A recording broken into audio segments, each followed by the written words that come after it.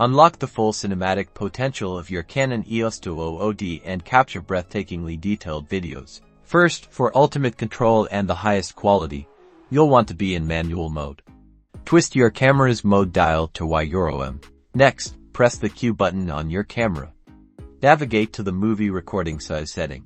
Select 192x1080p if you're in a region with NTSC video standards, or 25p for PAL regions. This gives you the best balance of resolution and frame rate. Now, let's talk about quality. Within the Q menu, find the movie recording quality option. Choose the highest quality setting, indicated by the largest file icon or the least compression. This ensures maximum detail is retained. For sharp, crisp footage, switch your lens to manual focus.